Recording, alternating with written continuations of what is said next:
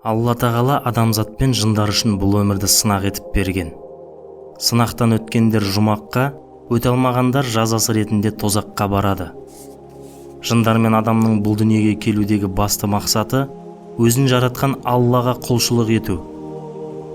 Сол себепті адамға хайуанаттан артық етіп ақыл сана берді. Сонымен қоса нәпсі берді. Алланы таныту, оған ғана құлшылық ету қажеттігін насихаттап үйретуші 124 мың пайғамбар жіберді. Пайғамбарға құлақ аспай азғындаған қауымдарды жер бетінен жойып жіберді. Дегенмен адам баласы шайтанның азғыруы мен нәпсі қалауына еге бола алмай күпірлікке бой алдыруда.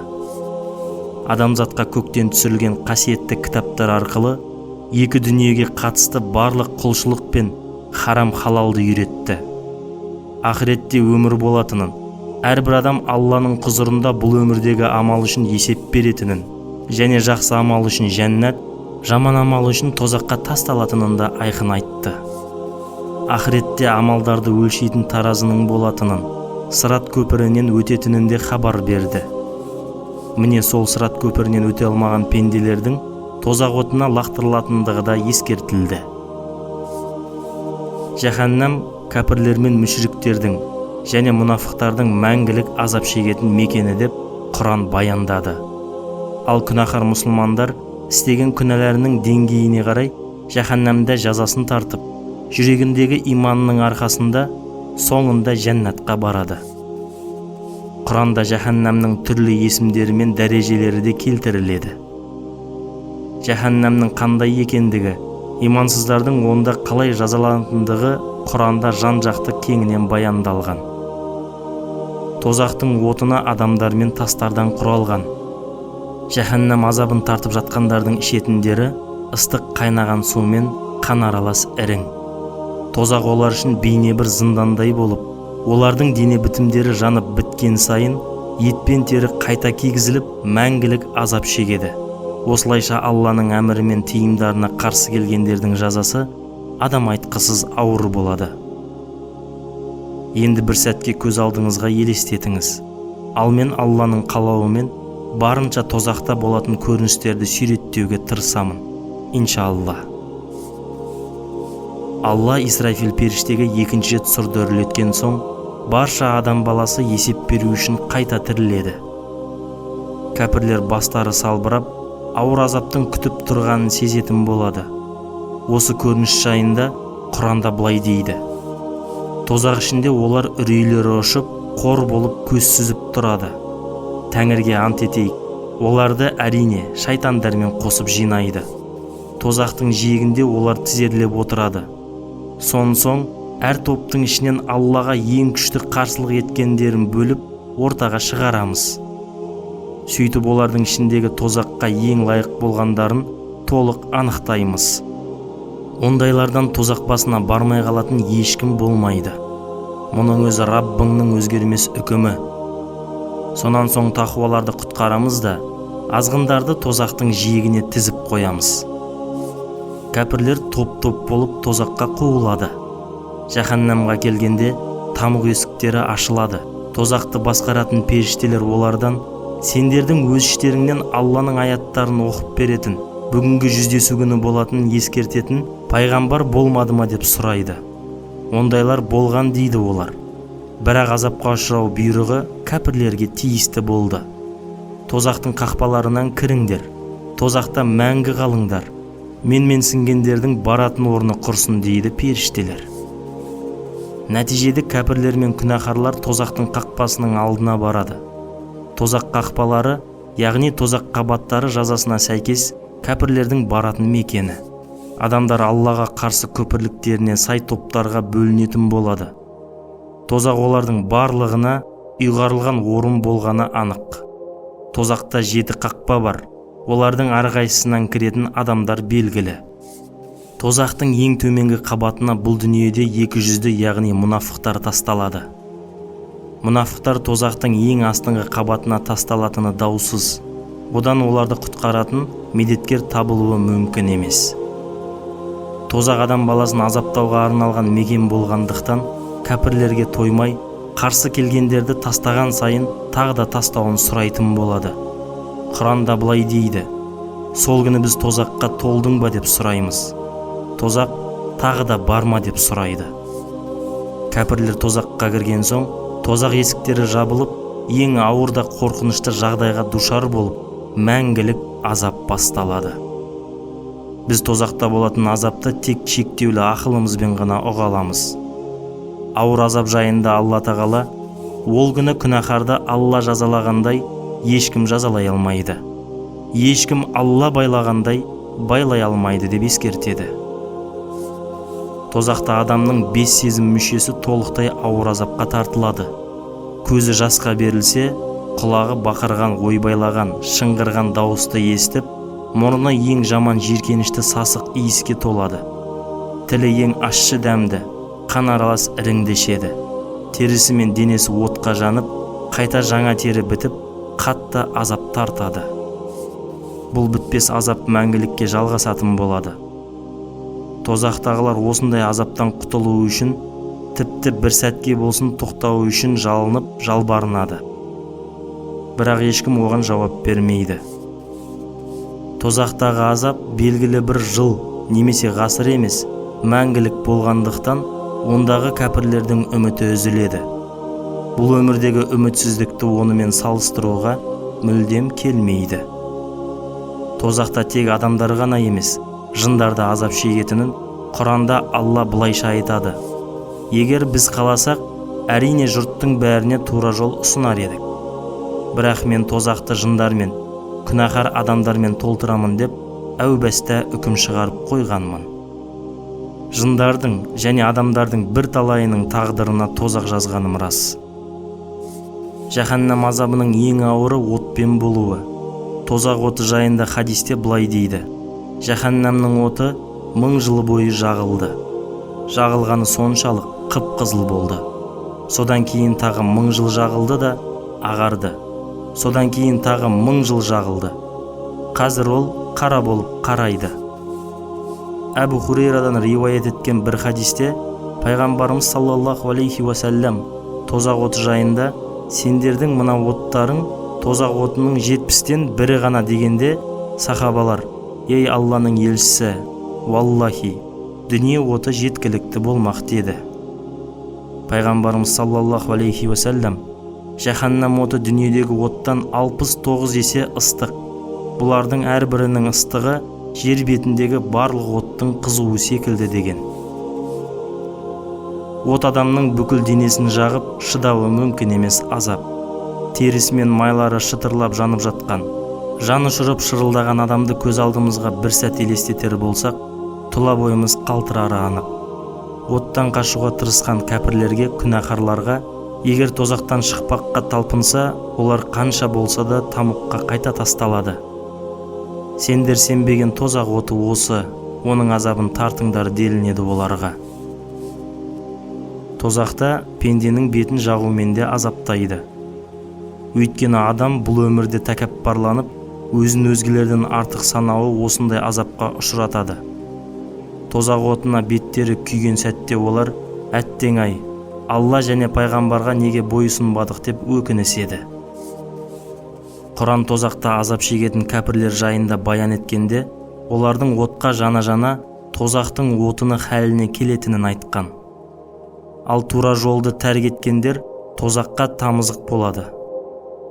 Ей мүшриктер, шынын айтсақ, сендер Тәңірді қойып, өздерің табынған нәрселеріңмен бірге тозаққа отын боласыңдар.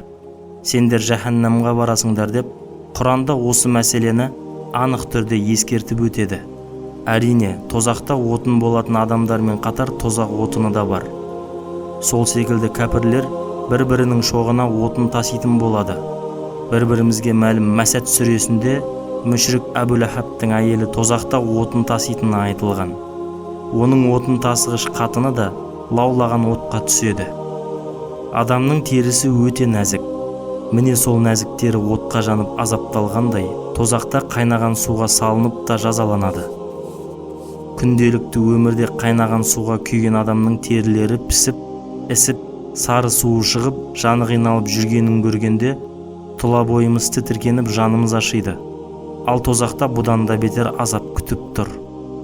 Күпірлік еткен пенделер үшін осындай жан күйзелтетін азап жайында Құран былай дейді: ал егер ол тірілуге сенбейтін алжасқан біреу болса, бұрқылдап қайнаған сумен қарсы алынады. Ұстаңдар ананы, сүйреп тозақтың ортасына апарыңдар. Содан соң бастарына қайнаған су құйып азаптаңдар делінеді. Тозақта күнәһарлар тек отпен ғана жазаланбайды. Мәселен, осы өмірде адамды азаптаудың түрлі тәсілі бар екенін білеміз. Сол секілді жаһаннамда да азаптаудың сорақы түрлері бар. Адамның ондағы азаптан қашып құтылуы мүмкін емес. Себебі жан-жағын қауғалаған тозақ періштелері, яғни забани періштелері тарапынан жазаға тартылады. Бізге беймәлім жазалау мен азаптаудың бар екенін Құран баян еткендіктен, ол жайында толық айту әсте мүмкін емес. Осындай азапқа қатысты аятта: енді қайнаған су, қан, іріңнің дәмін татсын. Осы сияқты оларға басқа да азаптар бар. Олардың Тәңірге сенбейтіндеріне оттан киім кигізіліп, төбелерінен төмен қарай қайнаған су құйылады. Сол су олардың ішкі мүшелерін, терілерін күйдіріп жібітеді. Темір гүрзілермен ұрылады делінген. Пайғамбарымыз саллаллаху алейхи уассалам осыған қатысты былай дейді: расында да қайнаған су олардың басына құйылады да басын тесіп өтеді. Артынан ішінен кіріп қарнына жетеді. Ішіндегі барлық ағзаларды күйдіріп аяғына дейін жетеді. Міне еру деген осы. Содан кейін бұрынғы қалпына қайта келтіріледі. Тозақтағы темір гүрзі жайында пайғамбарымыз саллаллаху алейхи уассалам: егер темір гүрзі жер бетіне қойылатын болса, адам мен жындар оны жерден көтеру үшін жиналса да көтере алмас еді деген. Сахараның ыстығы мен Моншаның 100 градустық ыстығына бір сәт қана шыдамы жететін адам баласы үшін жаһаннамның ми қайнатар ыстығы өте қорқынышты. Онда салқындау мен еркін тыныс алу мүмкін болмайды. Тозақилардың үстінен аққан қан мен ірің жайында бір хадисте былай дейді: тозақылардың денесінен аққан қан мен іріңнен бір шелек алып жер бетіне төгілсе, жер шарындағы адамдарды састатын еді. Ал ең жеңіл азап жайында хадисте былай дейді: қиямет күні адамдардың ішінде ең жеңіл азапқа тартылатыны екі аяғының астына екі шоқ қойылады да содан миын қайнатады. Қазан мен табақтың қайнағаны секілді қайнайтын болады. Иә, тозақта кәпірлер үшін 1001 түрлі азаптың болатынын Құран адамзатқа алдын ала ескертуде. Алайда көптеген жандар әлі де иманға келмей ширк пен күпіршілік батпағынан шыға алмай жүргені аянышты. Ақыретте ондай жандар азапты көрген сәтте тез өліп кетуді және адам болғанша топыраққа айналып кетуді қалайтын болады. Ақыретте ондай жандар азапты көрген сәтте тез өліп кетуді және адам болғанша топыраққа айналып кетуді қалайтын болады. Кәпірлер бүйткенше мен топырақ болып кетсемші дейді. Алла адам баласы үшін бұл өмірде ішіп жейтін барлық рызықты жаратып қойды. Әркім қалауына сай азықты ішіп жесе, Құранда иман еткендері үшін жәннатқа көз көріп, құлақ естімеген рызық пен нығметтің күтіп тұрғанын сүйіншілеген. Ал керісінше тозақтар үшін мынадай азық берілетінін ескертуде. Жәннаттағы сияпат жақсы ма, әлде заққұм ағашы ма? Заққұмды біз залымдар үшін азап етіп жаратқанбыз. Ол тозақтың түбінде өсетін ағаш. Жемісінің өзі шайтанның басы сияқты сұрақысыз. Олар сөз жоқ. Сол жемістерді жеп, қарындарын томпайтады. Одан соң қайнаған судан әзірленген ыстық ішіледі. Содан кейін тозаққа қарай қайта жол тартады. Бұл аятта айтылған заққұм ағашы жайында пайғамбарымыз саллаллаху алейхи уассалам былай дейді: егер заққұм ағашынан бір тамшы жердегі теңізге тамса, барлық адамзаттың өмірін астан-кестен етер еді. Енді азығы заққұм болғандардың халі қандай болмақ? Олар үшін ащы, сасық тікеннен басқа қорек табылмайды. Бірақ ол нәр болмайды. Аш қарынды жұбатпайды. Мұндай жиіркенішті азықты тозақтықтар бір рет қана жеп қоймайды. Мәңгілікке жалғасатын азықты жеуге мәжбүр. Жаһаннам азығы мұнымен шектелмей, шөлдеген тозақтықтар үшін қайнаған сумен бірге ірің ішіріледі. Кәпірлер шөл қысқаны соншалық қайнаған сумен іріңді ішуге мәжбүр екен. Мұндай жан түршігерлік көрініс жайында Құран былай дейді: онда олар мәңгілік қалады және сусын да ішерлік аста таба алмайды. Қолдары жететіні бұрқылдап қайнаған сумен ірің ғана болады. Енді бүгін оның досы жоқ, іріңнен басқа ішіп жем табылмайды. Бұл тек азғын адамдар тататын тамақ. Олардың алдында тозақ күтіп тұр. Онда ішкендері ірің, жегендері желім болады. Судың ащылығы сонша, бір тамшыдан әрең жұтуға болады. Демек олар өлім алдында ғана тұрады, бірақ өле алмайды. Тартатын азаптары барған сайын күшейе береді.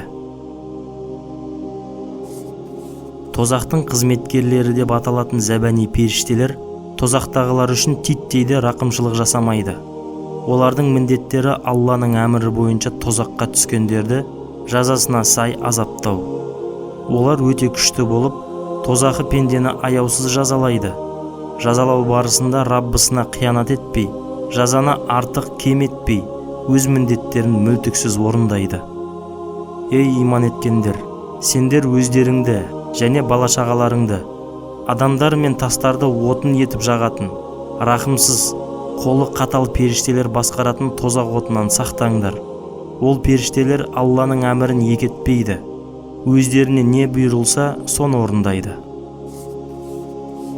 Адамды тозаққа апаратын жағдайдың бірі өзін өзгелерден артық көруі, кібірленуі. Міне осының жазасы ретінде тозақта хайуаннан бетер, мазақ етер дәрежеде жазалайды. Ол өзгелерді қалайша қор санаса, тозақта да оны солай қор санайтындай жазаға тартады. Кәпір адам қайта тірілген сәттен бастап жасаған қателігін түсінеді. Ол үшін қатты өкініп, өзегін өртеген сайын бұрынғы достарын, дүниесін, бала-шағасын ұмытып, бұл өмірге бір сәтке қайта оралуды аңсай түседі.